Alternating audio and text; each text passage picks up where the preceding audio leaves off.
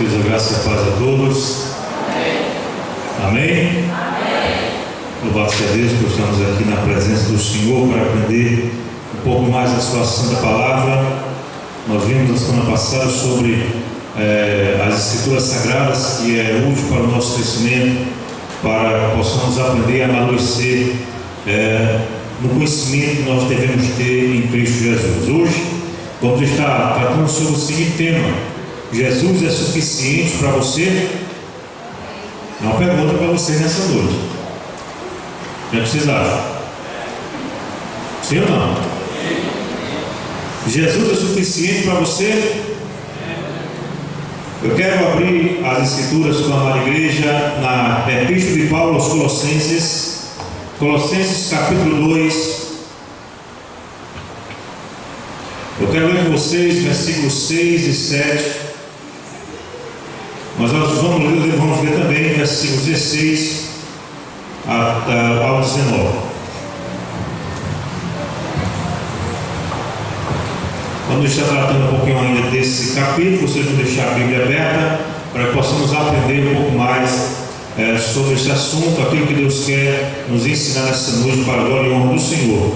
Ainda dentro dos 40 dias de jejum e oração, dentro das Escrituras, como a nossa única regra de fé e prática, eu quis tratar também sobre esse assunto, relacionado à suficiência de Cristo para as nossas vidas.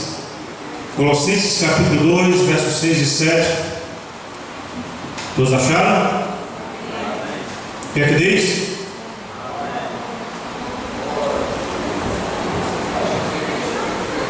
Quem não achou, pode ler aqui. Data show, vamos lá todos. Ora, como recebestes Cristo Jesus, assim andai nele radicados e edificados e confirmados na fé, tal como fostes instruídos, crescendo em ações de graça. Muito bem. Agora leia comigo o versículo 16 ao 19 ainda deste capítulo. Diz assim: ninguém, pois, vos julgue por causa de que, irmãos? O que mais? Comida e bebida, ou dia de festa, ou lua nova, ou sábados, porque tudo isso tem sido sombra das coisas que haviam de vir. Porém o corpo é de quem? É de Cristo. Ninguém se faça árbitro contra vós outros, pretextando humildade e culto dos anjos, baseando-se em visões, enfatuado, sem motivo algum na sua mente carnal, e não retendo a cabeça, da qual todo o corpo, suprido e bem vinculado por suas juntas e ligamentos, cresce o crescimento que procede de quem? De Deus. Muito bem. Vamos orar nesse instante, pedindo a Deus a sua graça sobre as nossas vidas, por tudo quanto iremos aprender neste capítulo, nessa noite, em nome de Jesus. Pai, nós queremos louvar o teu nome, damos graça por estarmos, Deus, aqui em tua presença para ouvir a tua santa palavra. Muito obrigado pelos hinos entoados. Muito obrigado, Pai Santo, por cada um que está aqui, que veio para aprender da tua palavra, que veio buscar, Deus, conhecer cada vez mais a tua verdade. Toma-nos em tuas mãos, Pai Santo, importa que eu diminua sempre, Senhor, que tu cresças em minha vida, nesta igreja, e que possamos compreender cada vez mais, ó Deus, o conhecimento, e termos conhecimento da tua santa e gloriosa palavra, para que não sejamos meninos inconstantes, levados de um lado para o outro por qualquer vento de doutrina. Assim que oramos, com corações gratos por tudo ao Senhor, em nome de Jesus. Amém? Glória a Deus. Amados, o tema dessa noite é bastante desafiador, porque, de fato, qual é o tema dessa noite?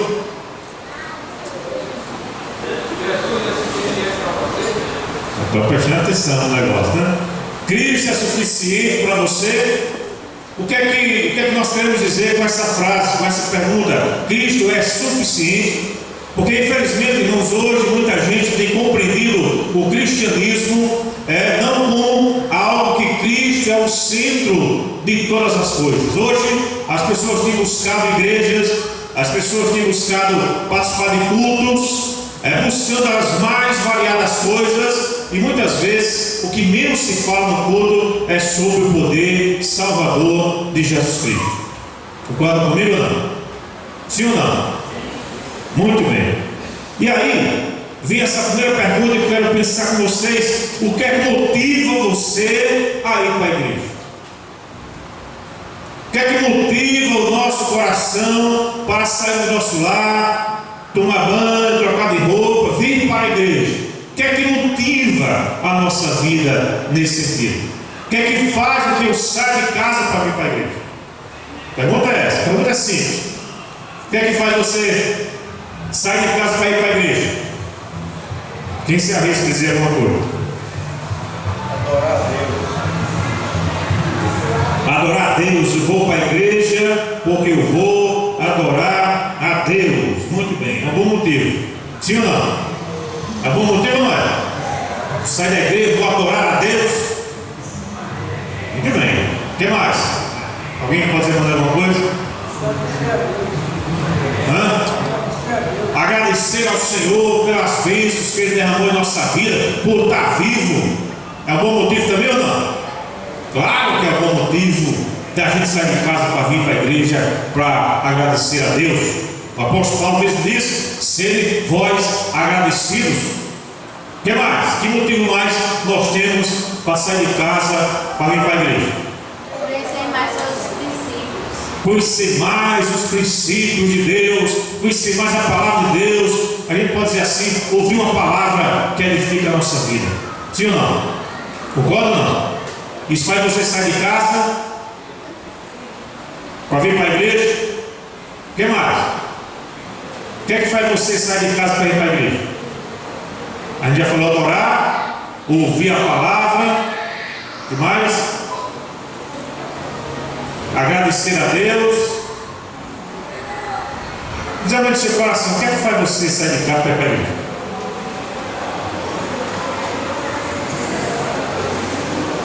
Estou só passando, fica à vontade. Não é doutrina, não é só para ficar falando, não. Vocês vão estar nos episódios também, nesse sentido. Você está em casa: eita, vai ser a hora do culto, eu vou para a igreja. Por quê? Muitos talvez não tenham, esses nobres desejos que vocês relataram aqui nessa noite para ir para a igreja. Alguns podem dizer assim: não estou sem fazer nada, eu vou para a igreja. Então, estou em casa e vou lá ver se encontro aquele meu irmão que estava devendo dinheiro, ver se finalmente ele me paga. Vou para lá, ver se eu vejo aquele miserável que tanto tempo não pagou ainda. As pessoas têm N motivos para vir para a igreja, sim ou não? Eu vou para a igreja para receber uma bênção.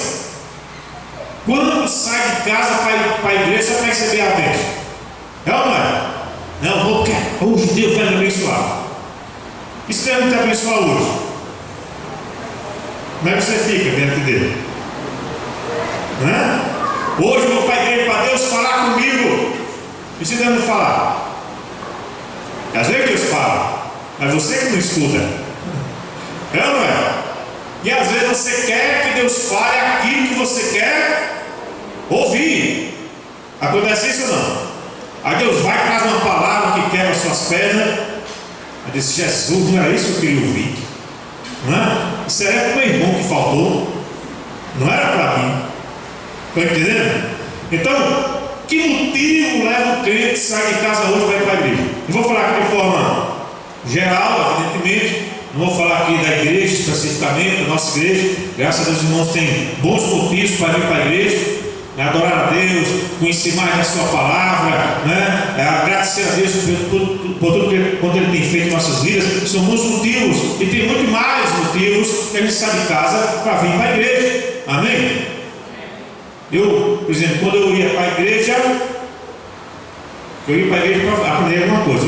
Eu estou para pregar, Eu acho bom quando eu vou para a igreja para ouvir Deus falar comigo através de outros. É uma maravilha. É ou não é?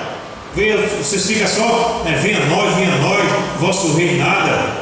Às vezes eu preciso ouvir também, às vezes eu preciso escutar outra pessoa diferente, um pregador diferente. Isso é bom, faz bom, é bom para mim. E quando eu apareço, meu Deus, eu vou para a igreja, glória a Deus. Além de encontrar meus irmãos amados, eu vou estar lá para adorar a Deus, eu vou estar lá para agradecer a Deus por tudo quanto Ele fez, mas eu vou também principalmente para aprender de Deus, para aprender da Sua palavra, para crescer na graça e no conhecimento de quem? Do pastor? De quem? De Jesus Cristo. Mas infelizmente muitos vão para a igreja por outros motivos. Por exemplo, alguns vão para a igreja não para ouvir a palavra de Deus, que muitas vezes é uma palavra de repreensão para nós, a gente precisa ouvir, sim ou não? Então pode ser como aquele camarada, não, você quer ouvir profecia boa. Se for profecia ruim, não, isso aí não é para mim não. Isso aí é original, né? Está rejeitado, em nome de Jesus. Tem gente que amarra, né? Está amarrado. Está amarrado, carbonizado, né? Queimado, tudo. Não é para mim, é para você, receba. Entendeu? Estou fora. Mas muitos vão para a igreja porque muitos vão atrás da última revelação, né, do profeta para a vida dele. Aí está o pastor olhando a bola de cristal para você saber, né, que você precisa resolver de hoje para amanhã, e muitos têm esse misticismo de buscar essas coisas, né, essas coisas novas, assim, aquela luz que você precisa saber e que você tem preguiça de estudar a palavra. Aí muitas vezes o pastor se transforma não no ministro de Deus, mas no menino de recado de Deus. Aí o pastor vai pregar a Deus, qual é o recado que tem para mim? Quem disse que o pastor é menino de recado para você? Estou entendendo o que eu quero dizer ou não? Amém, igreja? Não. A gente prega aquilo que Deus manda pregar e você aceita se quiser. Pastor não é aquele que vai trazer a última revelação. Não, pastor é aquele que vai esclarecer a única revelação que está aqui, que é a palavra do Senhor. Louvado seja o nome do Senhor por isso. Ok? Combinado? Muito bem. Outros vão para a igreja atrás de prosperidade. E está assim as igrejas de gente desse tipo. É ou não é? Eu vou para a igreja, eu quero ganhar alguma coisa. Jesus está dando, eu vou lá. É igual aquele seguidor de Jesus, que Jesus multiplicou pão e peixe. Esse é o cara. Nunca mais vai morrer de fome. Estão entendendo? Eu vou atrás de Jesus porque nunca mais vou morrer de fome. É pão e peixe todo dia. Não precisar nem trabalhar. Olha que bênção. Tinha gente assim, mano, naquela época. Ou não tinha? Foram atrás de Jesus, Jesus olhou para trás, está aquela multidão, ele desceu a macaco e tudinho. Você tem que comer minha carne, beber meu sangue. Sabe que negócio é isso? E foi o que aconteceu com eles? Começaram, estou fora, eu não quero esse negócio não. Eu quero pão e peixe de graça. Eu não quero esse negócio que está com compromisso com esse senhor, não. Eu quero comer, encher meu bucho. Tem gente assim hoje em dia ou não? O que vocês acham? Tem ou não? É o Jesus que vai dar só as coisas para ele. Vou pensar a campanha aqui que eu vi, achei interessante na internet, pesquisando. Aí tinha o pão da vida, como usá-lo, que vai ensinar como você usar o pão da vida. O único pão da vida que eu conheço é quem? Você conhece outro? Aí o pão da vida. Aí tem as instruções de uso. Tem coisa que a gente olha assim, a gente ri para não chorar. Fala a verdade. Então não é. Primeira instrução. Essa aí é a instrução, tem que prestar atenção. Não coma. Entendeu? Você vai pegar o pão, a primeira instrução qual é?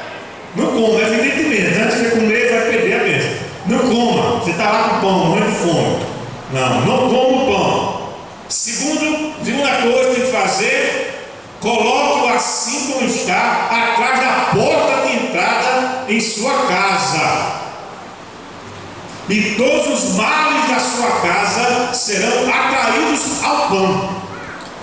É o pão imã, né? O pão imã vai atrair todas as coisas mal, vai atrair para o pão. Meu Jesus do céu, esse cara tem que inventar um tempo. Terceiro lugar, deixe em sua casa até domingo. Quarto lugar, e no domingo traga para ser queimado, pois os males serão consumidos pelo fogo. Aleluia, glória a Deus. Tem um glorifica a Deus não? Esse negócio não é? E nem me ajuda glorificando a Deus. Aí veja a base bíblica, tá aqui, Hebreus capítulo 12, verso 29, que diz: porque o nosso Deus é fogo consumidor. Olha, tudo a ver com pão queimado. Então não é? Fala a verdade. Irmãos, aí diz: traga nesse domingo, aqui está o endereço, não vou dar não para vocês ir lá.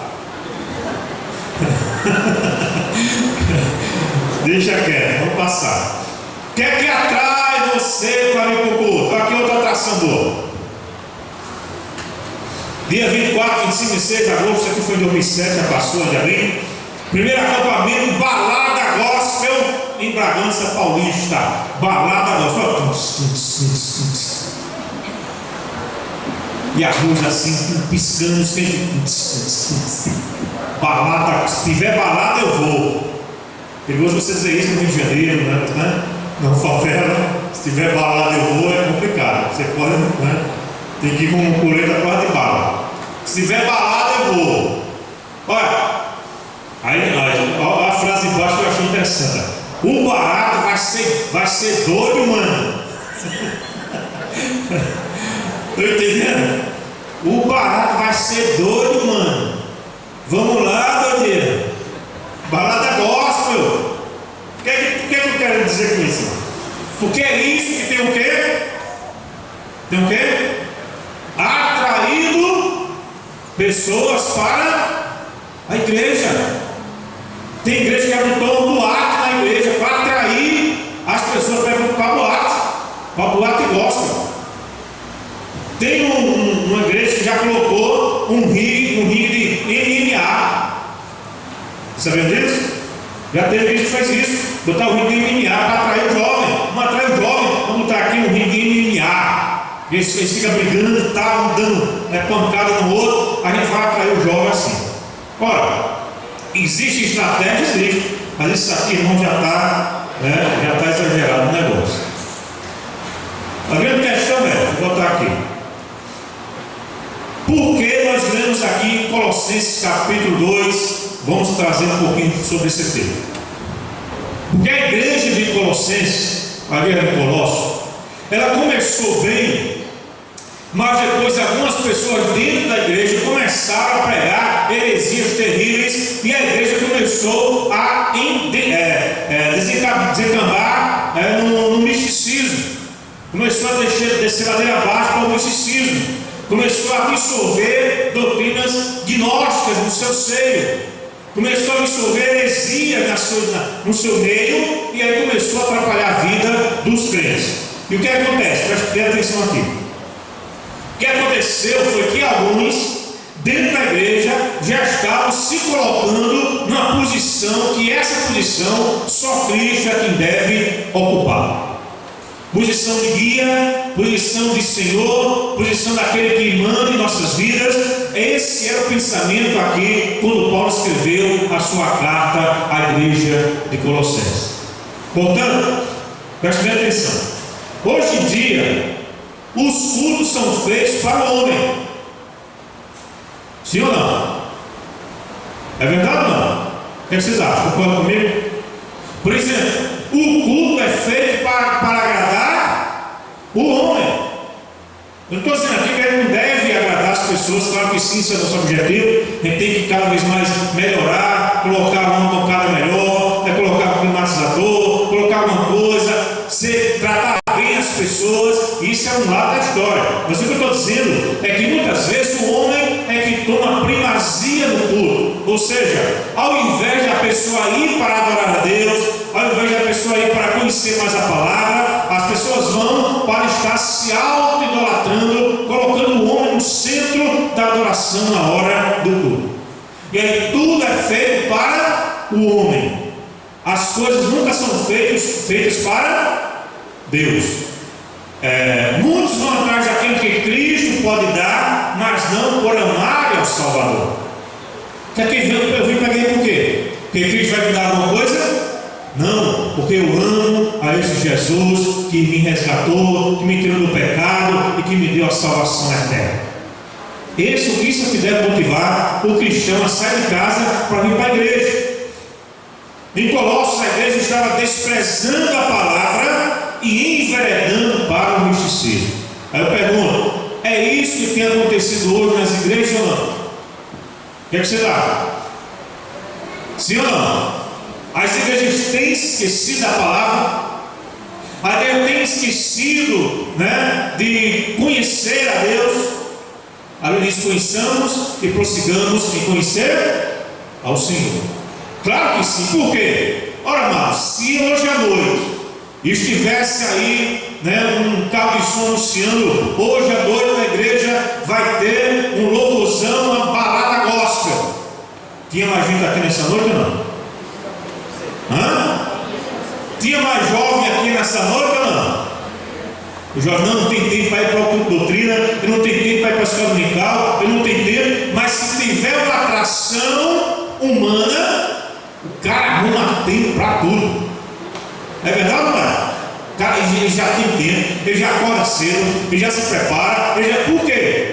Porque o que atrai a vida dele não é conhecer o Cristo da palavra, o que atrai a vida dele é participar de shows, é participar de coisas que agradem ao seu coração. E isso estava acontecendo na igreja de Colossos. Muito bem.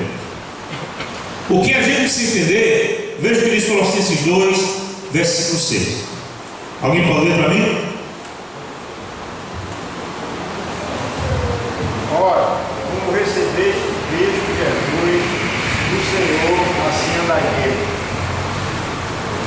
Muito bem. Em primeiro lugar, quem recebeu a Jesus tem que recebê-lo como quê? Como Senhor. O que Paulo está dizendo aqui aos irmãos é o seguinte: irmãos, prestem atenção. A vida de vocês, prestem atenção aqui.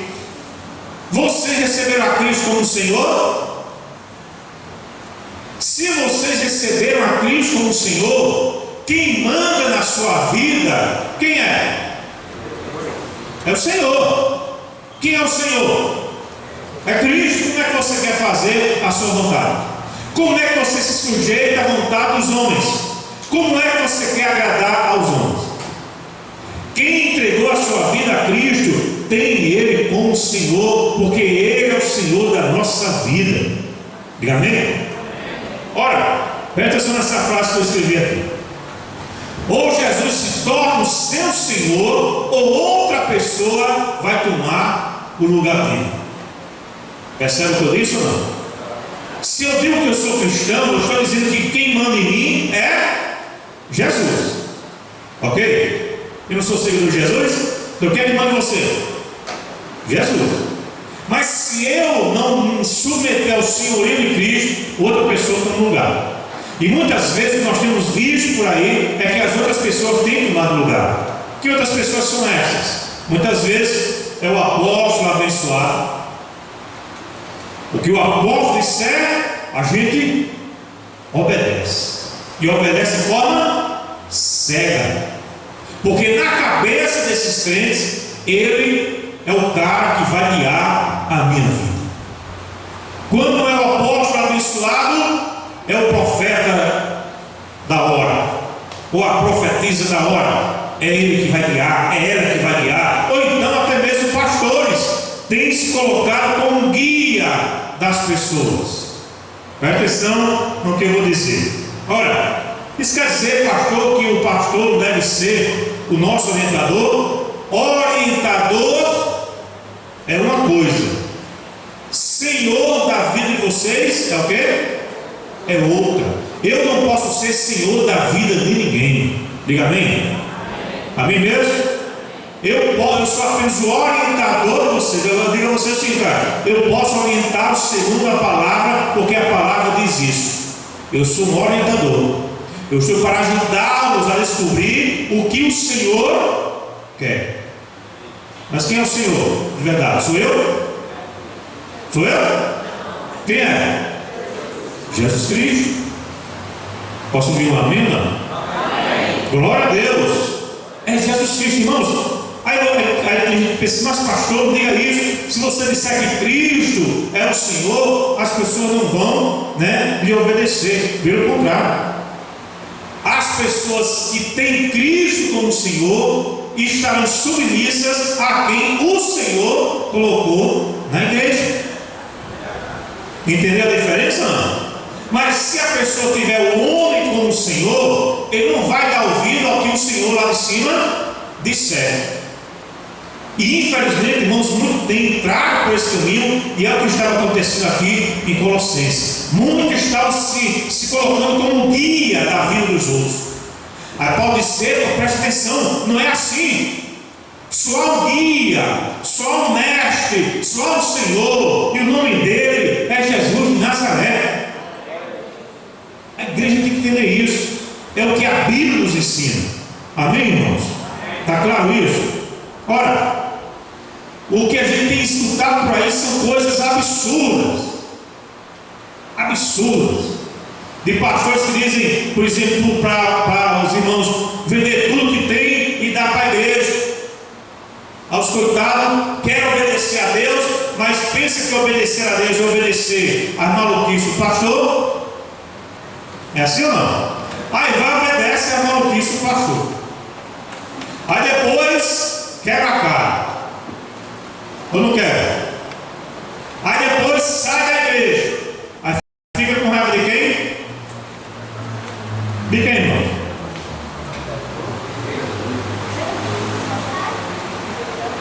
Com raiva de quem? Vou falar também, não. Se fosse você ia ficar com raiva de quem? Do pastor. E de quem mais?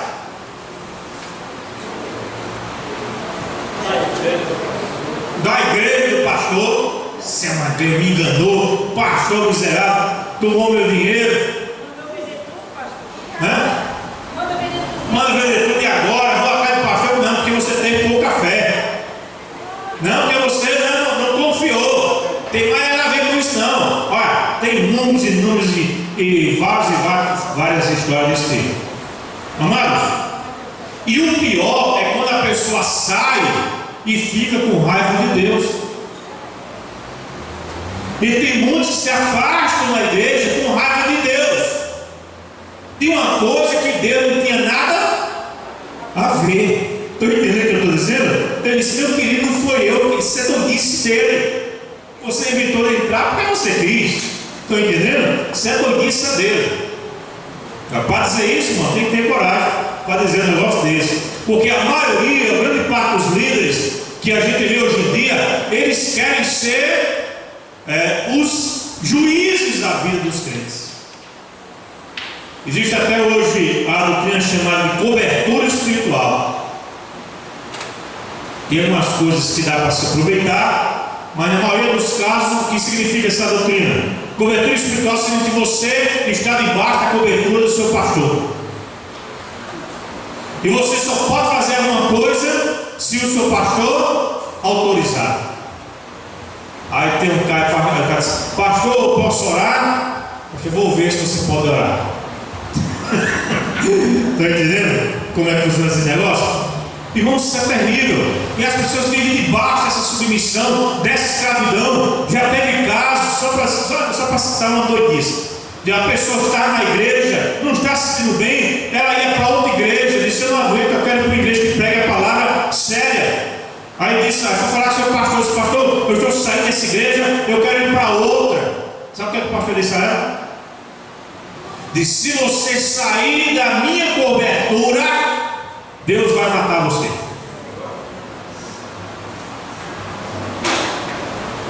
E aí?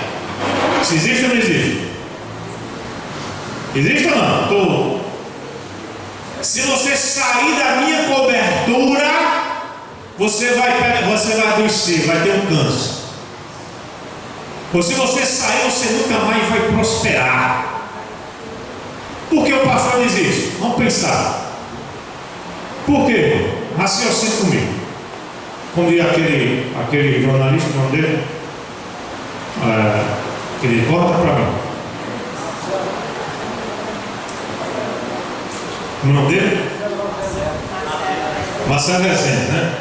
Acompanhe o meu raciocínio. Irmãos, acompanhe o raciocínio agora. Presta atenção. Porque muitos pastores pregam isso para as suas ovelhas. Por quê? Porque eles querem estar mandando de forma indiscriminadamente nas ovelhas, para que as ovelhas a cada dia se tornem o quê? Entendeu? Escravo. É verdade. Escravo dele. E aí o que ele disser, o cara faz. Estou entendendo? É assim que acontece. E coisas piores a gente tem visto por aí, porque não entendo o que Paulo vai dizer aqui em Colossenses. Vamos para frente. Misericórdia. Cheguei nem no começo do estudo. Olha a hora, foi-se embora. Vamos lá. Por isso é o que eu sempre digo aqui na igreja, é o que eu sempre repito, é o que eu sempre costumo estar dizendo, para ver se entra na cabeça de todo mundo. Em primeiro lugar, irmãos, olhe para quem? E quem mais? Só para Jesus. Louvado seja o nome do Senhor. Olhe para Jesus, esse todo diz, olhando para Jesus, o autor e consumador da nossa fé. Olhar para Jesus, irmão, significa que se eu olhar para Jesus, tem pastor que diz isso com medo dos irmãos ficar rebeldes e não obedecer mais ele. Mas quem olha para Jesus é submisso, é humilde, não dá trabalho na igreja, sim ou não? Por quê? Porque ele está olhando para Jesus, o guia dele é Jesus, ele vai andar de conformidade com Jesus, ele vai querer fazer o que Jesus disse para ele fazer. Segundo lugar, andar nele, é o que a Bíblia diz, andar nele. Nele quem? Nele quem, irmãos? Jesus. O grande problema é que muitos seguem quem? Os homens. Muitos têm seguido homens e têm dado o nome disso de cristianismo, o que não é. Cristianismo não é o homem seguindo o outro. Cristianismo é o homem seguindo a Cristo e servindo uns aos outros por amor a Jesus. Isso é cristianismo. E aqui, veja bem, verso 6 diz assim: ora, como recebeste a Cristo Jesus? Você recebeu a Cristo Jesus? Muito bem. Segundo lugar, diz o quê? Assim andai nele. Agora, no verso 7 diz o quê? Nele radicados e edificados e confirmados na fé, tal como foste instruídos, crescendo em ação de graça. Preste atenção aqui. Paulo aqui usa duas figuras principais. Primeira, a de uma planta. De se você recebeu a Cristo, você é uma planta. Quando a gente começa a andar novo na fé, a gente tem uma plantinha frágil. Mas aí o tempo vai passando, a gente vai começando a criar o quê? E vai começando a crescer e começa depois a produzir frutos. Essa é a linguagem que Paulo usa aqui. Primeira figura que ele diz é que nós somos uma planta. Por isso que ele usa a palavra enraizado. O cristão que é enraizado em Cristo não dá ouvido a essas bobagens.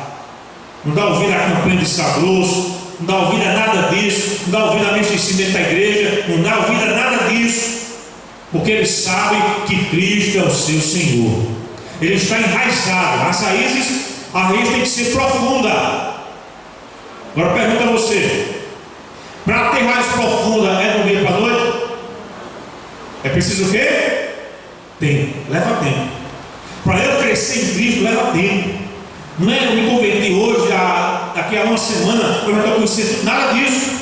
O apóstolo Paulo conhecia muito, ele precisou passar vários anos. Sabia disso? Na Arábia, estudando, lendo o Novo Testamento. Mas lendo a palavra, lendo o Antigo Testamento, revendo as coisas à luz de Cristo, porque Cristo agora é a luz que ele estava precisando para entender a palavra. A chave hermenêutica da palavra é Jesus. Quando você olha para a palavra, você tem que olhar com os olhos de Jesus a palavra. Estou entendendo? Está entendendo? Diga amém. Muito bem. Ora, leva tempo. Leva tempo. Para eu criar raiz, leva tempo. No começo da fé, eu dizia cada bobagem que eu não conhecia. Eu era novo convertido na escola agrícola. Os caras vinham conversar comigo, eu dizia cada coisa. Aí depois eu ia estudar, não tinha nada a ver. Meu Deus, tem misericórdia, não sei nada não. Preciso conhecer mais, tem que aprender mais, que o negócio está feio. Eu dizia umas heresias e tal. Ainda bem que vocês me conheciam nessa época, né? Mulher disse que é bobagem. Isso é natural. Você está aprendendo, você está curioso, você quer, né, cada vez mais buscar de Deus. Então por isso que Paulo diz, você tem que estar enraizado. Porque quem está enraizado em Cristo, pode vir toda e qualquer tempestade, ele permanece em pé, porque Cristo é a sua fundação. Agora, quem está enraizado em homens, na primeira falha do homem, o cara se escandaliza. É verdade ou não é? Quem está enraizado em igreja, misericórdia, piorou. Os primeiros problemas começam a ver em igreja. Meu Deus do céu, os crentes brigam assim, e crente dá trabalho desse jeito, misericórdia, não, vou sair daqui. Por quê? Porque ele está edificado na igreja. Estão entendendo o que eu estou dizendo? Ok? Crente briga, crente às vezes dá trabalho, não é só hoje não, sempre deu. Sempre deu. Tem gente que diz assim: a igreja seria uma bênção se a igreja voltasse a ser como igreja primitiva. Já ouviu isso ou não?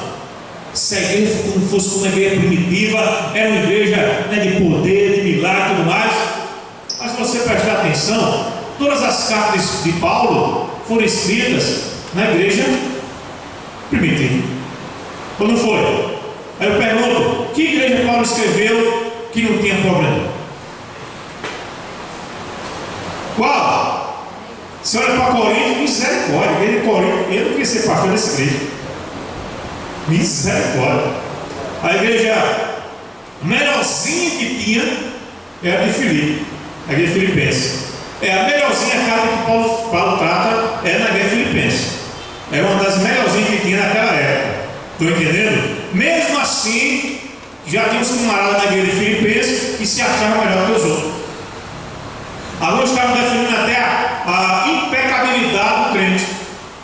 Que diziam assim: não tem crente agora, a gente não peca mais. Olha, você, o negócio está sério, né? Então esse negócio, não vou ficar nessa igreja, porque nessa igreja, né, tem muito pecado. Meu irmão, toda igreja tem pecado. Tem ou não tem? Toda igreja tem pecado, só tem um que não tem. Quer ir para ela? É só morrer. Só se você morrer, você vai para a igreja que não tem pecado, que não tem falha, que a gente não erra. Só ela, as outras, misericórdia. Mas a nossa fé não está em igreja, a nossa fé está em Jesus de Nazaré. Aí ele não tem pecado, ele não erra, ele é perfeito. Glória a Deus por ele. Estão entendendo aqui o que Paulo está dizendo? Se você tiver a sua raiz em Jesus, pode cair 10.000 à tua direita, 1.000 à tua esquerda, que você não será atingido, você vai continuar crendo nesse Salvador. Mas se sua fé foi homem, fraco, misericórdia, é um caindo do lado, você cai do outro. Estão entendendo? A segunda figura que Paulo usa aqui no texto, ele diz: somos arraigados e também edificados. A palavra edificação está relacionada ao edifício. Paulo diz: como assim como uma planta tem raiz, você tem que estar firme em Jesus. Assim como o edifício tem o seu alicerce não é homem, não é pastor, não é ninguém na igreja. Seu alicerce tem que ser firme. E a Bíblia fala que é uma rocha, que se a gente for edificado nessa rocha, a gente não cai. Que rocha é essa? É Jesus de Nazaré. Glória a Deus por isso. Então a pergunta aqui é: qual é o teu alicerce? O que é que sustenta a tua vida de fé? É a igreja congregacional? É o nome da igreja? É o pastor Júnior? Com o pastor Júnior você está aprumado, né? Se tiver confiando na sua vida, né, em mim, você está aprumado. Mas o negócio fica feio. São os oficiais da igreja. Você tem que colocar na sua fé. Qual é o teu alicerce? O teu alicerce só pode ser um, irmãos. Só o Jesus de Nazaré. Não existe edificação sem instrução. Veja que Paulo vai dizer aqui no 17: nele radicados, edificados e confirmados na fé, tal como fosse o quê? Tal como fosse o quê? Instruídos. Veja o que diz aí: crescendo em ação de graça. O que é que significa isso? Como é que eu vou criar raiz? Como é que eu vou estar crescendo um alicerce forte? Quando eu sou o quê? Instruído. E quando é que você é instruído? Quando a gente está instruído, irmão? Quando está aqui na quinta-feira, você está aqui sendo instruído pela palavra, de glória a Deus por isso. Quando você vem para um culto de doutrina, quando você vem para uma escola dominical, quando você quer aprender a palavra, quando você quer tirar sua dúvida, você é instruído, porque esta palavra é viva e eficaz. Aí o crente vai às vezes passar a semana todinha, né, olhando para o teto, olhando para a telha. Quando é no final de semana, só aparece domingo de noite. Se pelo menos lesse a Bíblia em casa, já é vontade, mas ele não tem tempo. Mas para assistir o jogo, né, ele tem tempo, né? Para assistir a novidade da novela, ele tem tempo. E muitos que quando vem para ver domingo de noite, quando abre a Bíblia, ele já tem que soprar, né, Fred? Para tirar a poeira. Porque senão ele pega uma gripe. Entendeu? Se for alérgico, aí o negócio fica ruim. Então é isso que Paulo está dizendo: instruir para ser edificado, para ser alicerçado. Muito bem. Paulo está aqui preocupado com os falsos mestres dentro da igreja. Vou caminhar um pouquinho mais. Em 1875, Ligfoot, alguma coisa assim, comparou o erro colossense ao essenismo. Era uma seita que tinha na igreja primitiva, os essênios, que combinava observâncias meticulosas do Torá judaico e o sabatismo religioso, ou rigoroso, com severo ascetismo monástico. Vocês falaram tudo doido aqui, vou explicar para vocês. Adoração do sol e uma elaborada doutrina de anjos e revelações visionárias. E isso pode ser chamado de judaísmo gnóstico. Então, que heresia é essa que está entrando na igreja? Era a heresia dos camaradas, que eram os essênios, que eles diziam que para você servir a Cristo é uma bênção, está certo, mas eu tenho que também obedecer a Torá, eu tenho que obedecer a lei. Além disso, ele tinha coisas que eles colocavam, como por exemplo, o mal no corpo, e pregavam uma vida, um sabatismo rigoroso, tinha que guardar o sábado. Isso era o adventista daquela época, está entendendo? O ascetismo monástico, ou seja, uma vida de renúncia, de dedicação, de regras. Por isso que Paulo vai dizer depois, aqui ó, quer ver? Versos 20. Abra essa Bíblia aí, você está com a Bíblia aberta? Vamos lá. Por isso que Paulo vai dizer isso aqui, ó, combatendo já essa doutrina.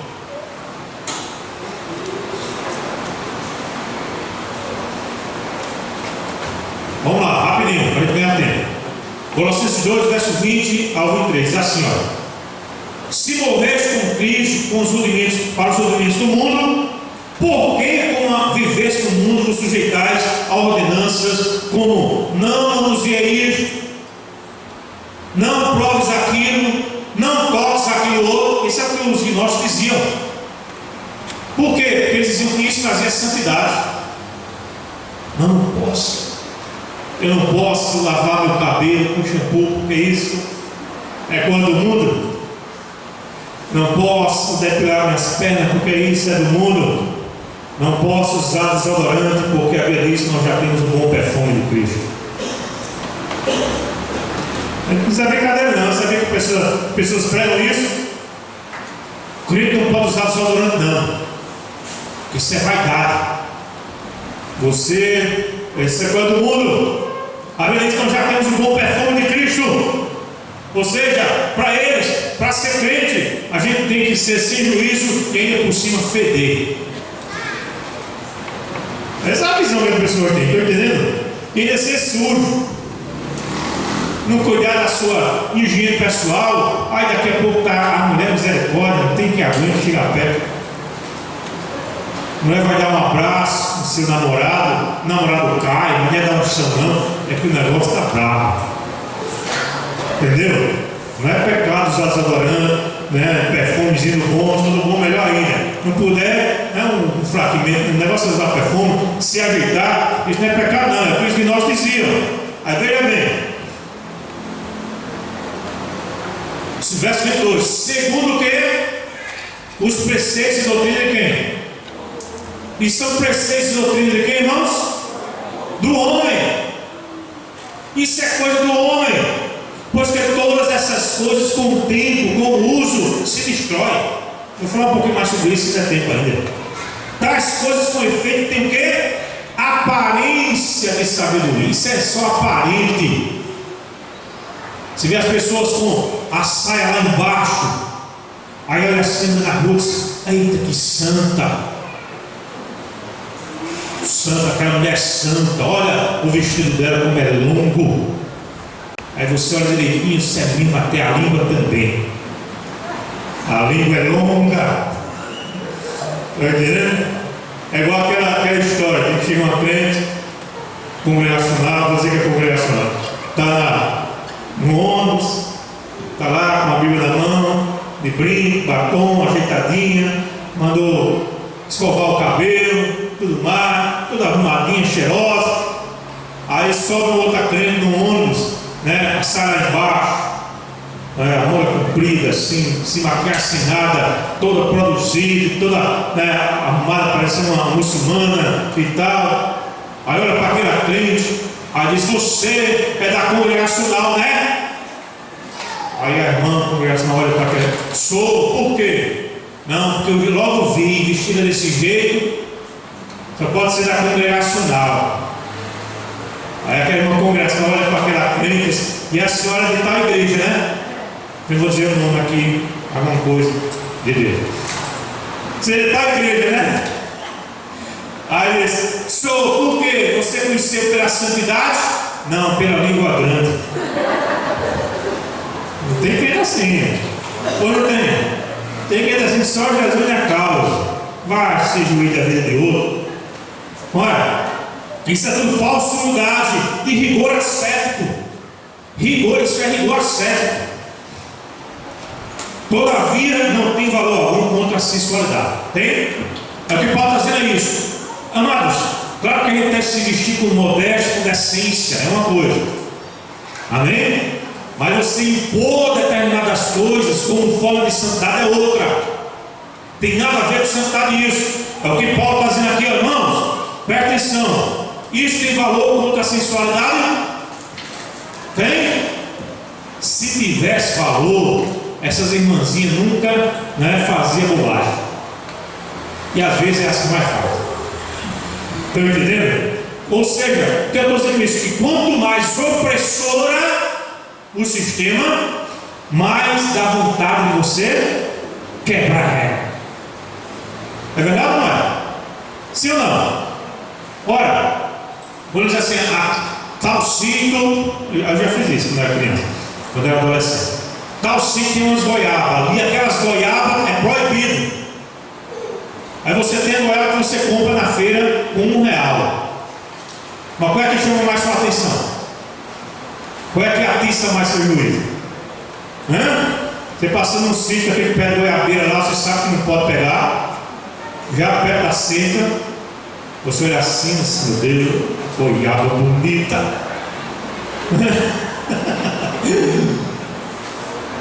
Por quê? Porque quanto mais proibido, é mais o quê? É mais o quê? É mais sedutor. Estão entendendo? Quanto mais se veste, é mais sedutor. Está entendendo? E aí não tem ensaio que aguenta um negócio perto. Porque o problema não está na roupa. O problema está no coração, dentro de nós. Então vamos lá, para a gente caminhar para o fim. Era uma nova filosofia isso, que estava na época, estava no capítulo 12, verso 8. Por isso que Paulo vai dizer aqui, cuidado, verso 8, que ninguém vos venha a enredar com o quê? O que é que diz aí? Lê aí, irmão, para mim, me ajuda.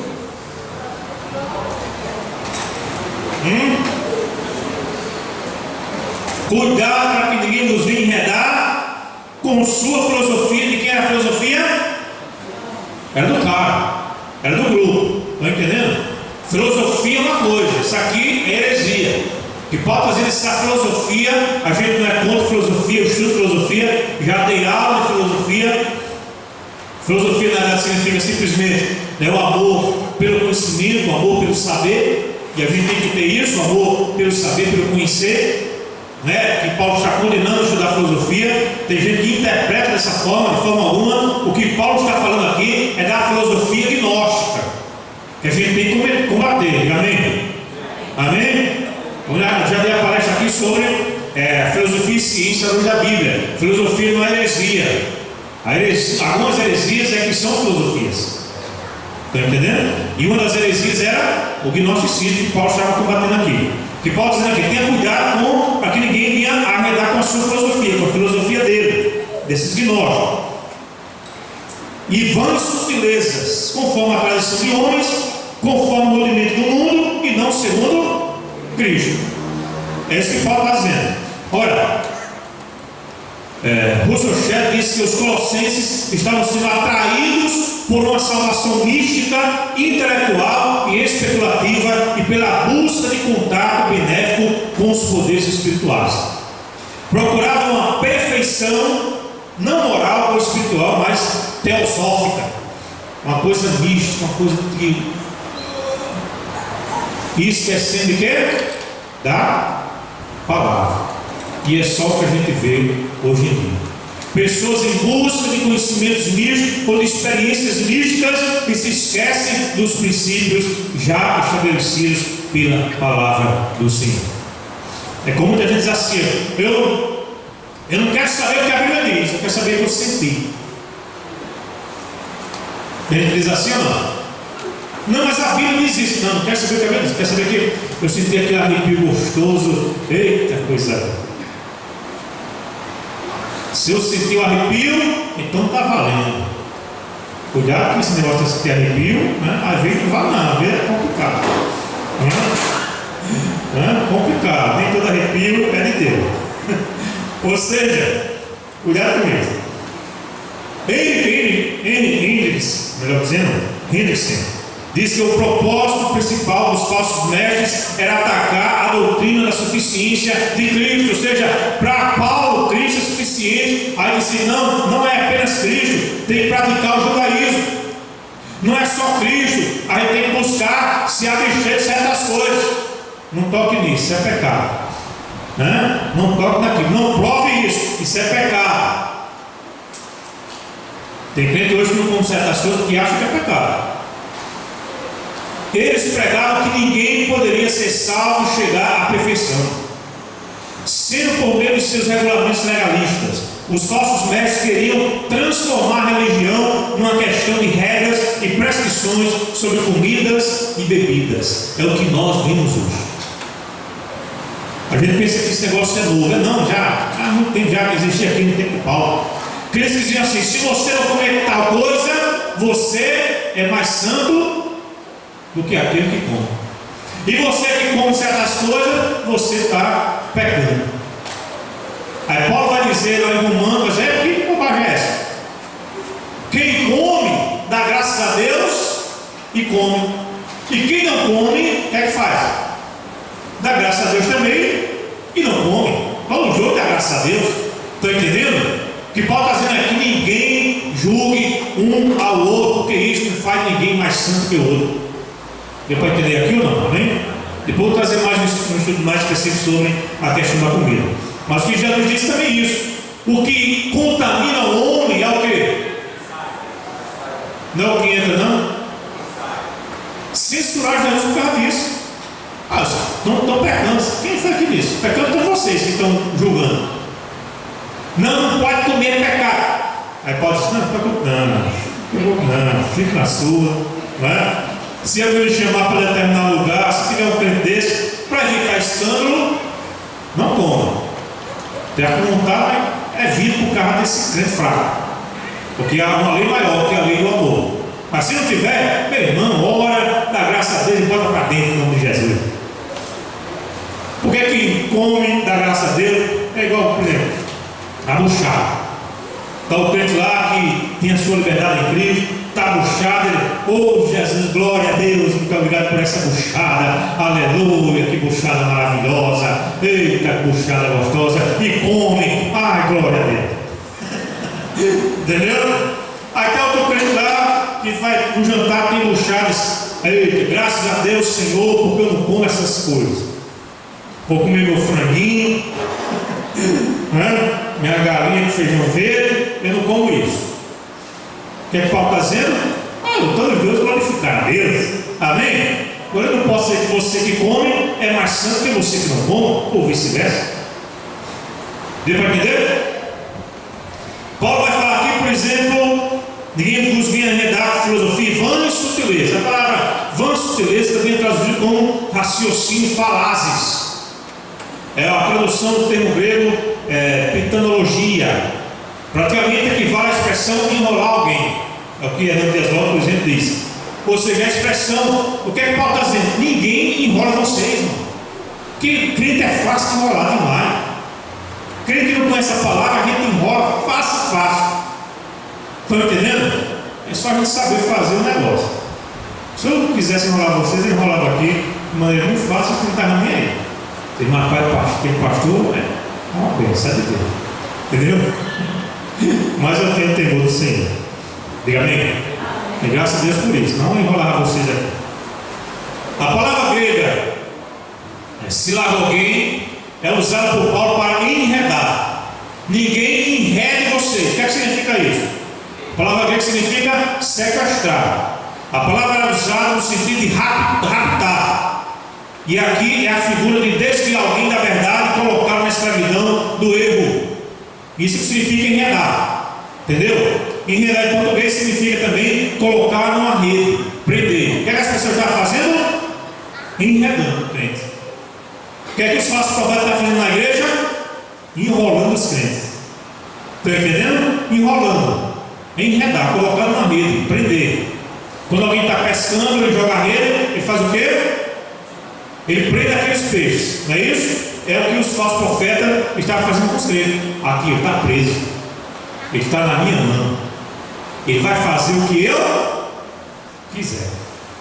Ele não vai nem querer sair da igreja, nem querer, pode pregar o que for daquele que ele vai ter medo, que ele está aqui na minha mão.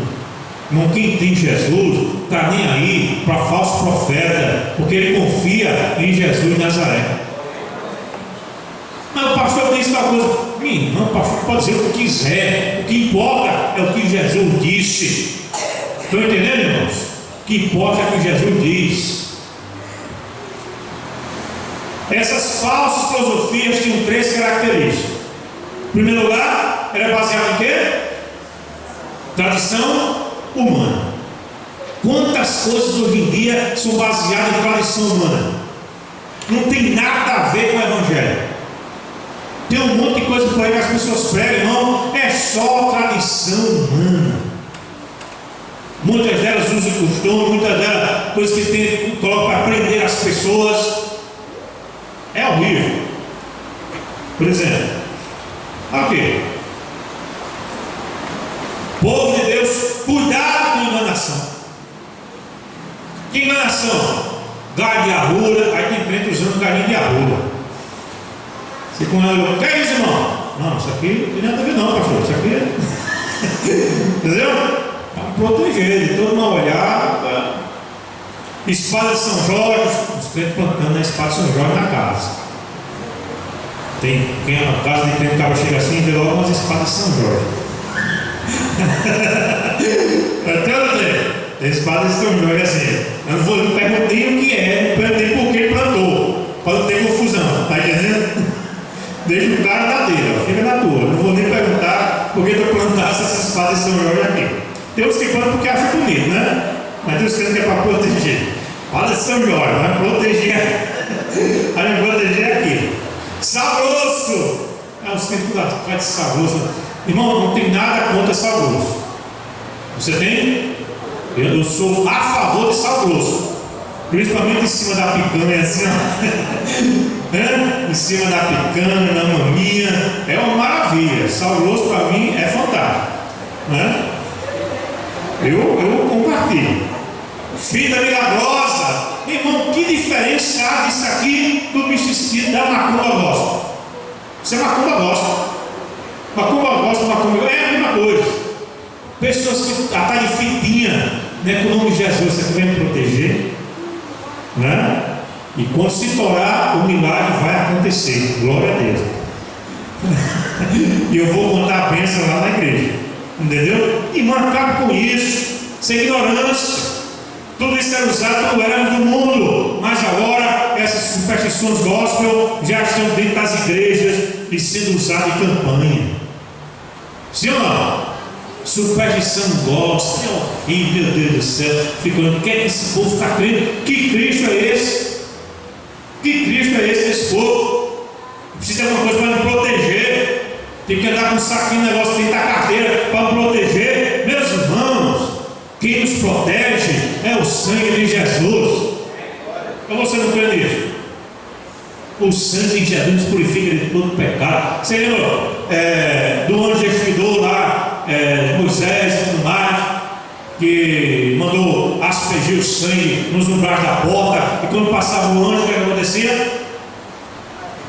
As portas que tem os umbrais manchados, aspergidos com sangue, ele passava direto. O que é que significa, irmão? Se você tem Cristo na sua vida, nem mal chegará à tua tenda. Você está protegido pelo sangue do Cordeiro. Não creia nisso em nome de Jesus. Desde mandinga, né? Desde superstição gospel, certo? Macumba gospel. Você tem que ter Jesus como seu Salvador e seu Senhor. Isso é coisa, invenção de homem. Eu fico injuriado com o negócio. Isso é invenção de homem para prender os crentes, para ganhar dinheiro à custa dos beijos. Só isso. Segunda característica que Paulo diz é que essas doutrinas, esses ensinamentos eram baseados em quê? Nos rudimentos do mundo. Essa coisa do mundo tem nada a ver com Jesus. Por exemplo, aqui, o milagre de Manassés na vida sentimental. Deus apagou da minha memória o meu passado e sofrimento. Deus apagou da memória? Deus apagou da memória o sofrimento de Jó? Apagou ou não? Deus apagou da memória o sofrimento de Paulo? Claro que não. Mas o que é que Paulo disse? O que é que Jó disse? Eu sei que meu Redentor vive e que por fim se levantará sobre a terra. Antes eu te ouvia só de ouvir falar, mas agora meus olhos te veem. Ele está dizendo, já passou, passei por isso aqui, foi bom, porque agora eu sei quem tem crido. Paulo passou por toda e qualquer situação, ele disse ter experiência, para no final ele poder dizer, mas tudo posso naquele que me fortalece. Eu já passei por várias experiências ruins, você também. Deus não quer que você esqueça, não. Eu sei que você se lembre, para que você saiba que foi Ele que deu o livramento. Tragédias e traumas na vida sentimental, Deus vai apagar da sua memória o seu fracasso sentimental. Eu assim que eu fico olhando, né? É o Deus de amnésia. Meu Jesus do céu. Falsas filosofias tinham três características. A terceira era não estar baseada na palavra de Cristo. Tudo isso aqui era invenção de quem? Da cabeça do homem. Pergunta a esse povo aí o que é que esse povo sabe da palavra. E agora para conversar com uns, temos sabendo que é salvação. Tem uns que estão atrás dessas coisas, estão seguindo a homens, a religião, a igreja, não sabem o que é salvação. Pode perguntar, você vai cair para trás. O escritor Paulo Romeiro escreveu um livro que o título do livro é Decepcionado com a Graça. Mas não é com a graça de Deus, não. É com a Igreja Internacional da Graça. Ele fez uma pesquisa em várias igrejas, pessoas que iam para a igreja atrás da bênção, não alcançavam a bênção material, saíam decepcionadas com a igreja. E ele conta isso no livro, muito bem pesquisado. Diz, meu querido, porque as pessoas não atraem essas coisas e terminam saindo até com raiva de Deus. As pessoas pegam os camaradas para dar testemunho, 10, 20, mas não mostra os 200 ou 300 que saem decepcionados. Sabiam disso? E ó, por exemplo, isso aqui eu achei, eu até postei. Eis que eu te digo: leia a Bíblia que Deus fala contigo. Receba. Receba não? Esse que te digo, leia a Bíblia que Deus fala contigo, em nome de Jesus. Ok, irmãos? Como se defender? Rapidinho.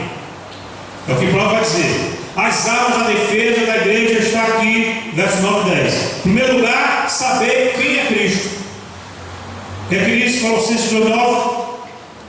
Vamos lá, ler comigo rapidinho. Colossenses 2:9, o que é que diz? Quando nele habita corporalmente toda a plenitude da divindade. Nele quem? Em Jesus. Nele habita toda a plenitude da divindade, porque ele não é apenas o grande profeta, ele é Deus. É o que Paulo está dizendo aqui. Os irmãos diziam que não. Ele era apenas uma aparência de Deus, tinha aparência de Deus. Paulo diz, não. Ele não aparenta, não tem nada de. É um reflexo de Deus. Jesus é Deus acima de tudo e acima de todos. Você sabe quem é Jesus para você? Quem é Jesus para você? Sabe quem é? Se Jesus for o seu Deus, o seu Senhor, você não vai atrás dessas coisas. Jesus, ele é Rei dos Reis. Segundo lugar, saber o lugar que Cristo ocupa, melhor dizendo. Parte A do verso 10, o quê? Parte B, melhor dizendo, verso 10. Também ele ensina aperfeiçoado. Ele é o quê? O cabeça de todo principado e potestade. Glória a Deus, irmão. Ele é o cabeça. Cabeça que manda. Tem gente fazendo macumba gospel com medo dos demônios. Se você tiver o leão da tribo de Judá, você não vai ter medo de nada. Você está com um objeto, amuleto, nada disso. Você tem que ter Jesus na sua alma, no seu coração, porque a Bíblia diz: maior é aquele que está em nós do que aquele que está no mundo. Terceiro lugar, saber o que temos em Cristo. É o que diz Colossenses 2, verso 10, parte A. Também nele estás o quê? Aperfeiçoado. É nele que a gente pode estar aperfeiçoado. Eles ainda colocaram os seres espirituais como meio de comunicação entre o homem e Deus. É o que diz o verso 18 e 19, e nós já lemos, né? Ninguém se faça árbitro. Não, irmão, vamos ler. Versículo 18, veja o que diz. Só para resumir tudo o que eu disse nessa noite. Versículo 18 e 19, preste atenção, isso é muito sério. 18 e 19, para que você guarde no seu coração. Diz o quê? Ninguém se faça árbitro. O que é um árbitro? Juiz. Aquele que arbitra, aquele que vai dizer o que você tem que fazer, vai ordenar, vai trazer as regras. Ninguém se faça árbitro contra vós outros, pretextando o quê? Humildade. Tem gente assim, não tem? Humildade. Cadê? E culto dos anjos. Até ensina dentro da igreja. Cultuação de anjos. É igual aquela época da igreja que todo mundo via anjo. Lembra disso ou não? Vocês passaram por aqui, que todo crente via anjo. Se tivesse um culto que ninguém visse um anjo, ele ia para cá decepcionado. Hoje já não viu anjo. Eu já falei para vocês até no anjo loiro de olhos azuis, a pessoa desse que viu. E tem um que usava até óculos escuros. Um anjo surfista. Tinha esse também, né? Era anjo tudo que era canto. Acho que por isso fizeram aquele, né? Tem anjo em todo lugar, debaixo dos bancos, em cima do altar. Olha, predestinidade, todos os anjos, baseando-se em quê? Em visões. Irmão, tive uma visão com você.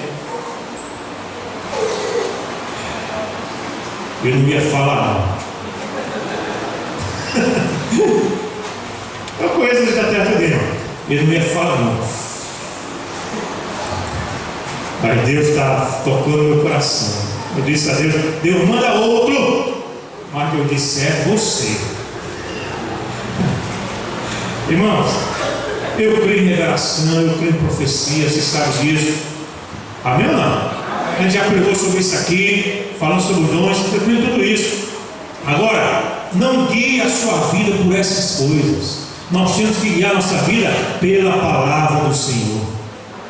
Principalmente se aquilo que a pessoa vai falar não tem nada a ver com a palavra. Aí você pode descartar sem medo. Eita Deus, é muita responsabilidade. Mas eu vou falar, porque se não falar, Deus vai cobrar de mim. Irmão, a irmã cortou o cabelo. Deus disse que não se agradou. Irmã, e aí? A irmã vai ter que pagar um voto. É a promessa dos católicos. Pagar um voto. Ela vai ter que ir para a igreja 7 dias, né? A corrente das 7 semanas. A irmã não pode deixar de ir, porque senão vai acontecer um atraso na sua vida. Se eu dizer: o atraso da minha vida és tu, miserável. Tu é que está atrasando minha vida. Você é culpado? Eu preciso de Jesus, né? Tu não. Olha, vamos lá. Para encerrar, não é que termina ainda. Baseando-se em visões, infatuado, sem motivo algum na sua mente, o quê? Carnal, porque ele quer mandar. Ele quer ser o árbitro na sua vida, ele quer ser o juiz da sua existência. Não retém a cabeça, da qual todo o corpo, suprido e bem vinculado por suas juntas e ligamentos, cresce o crescimento que procede de Deus. Irmãos, guarda esse versículo, lê de novo em casa, bem direitinho, todo o capítulo 2 de Colossenses. Você vai se surpreender. É tudo que eu disse aqui nessa noite. Irmãos, eu sou pastor, eu sei o que eu estou dizendo. Eu não quero que você me tenha como o guia espiritual de vocês, porque eu não sou guia de ninguém. Eu já estou buscando ser guiado por Jesus de Nazaré. Então eu sou apenas um servo dele, que tenta orientar vocês num caminho que não sou eu, o caminho é Jesus. Estão entendendo? Diga amém.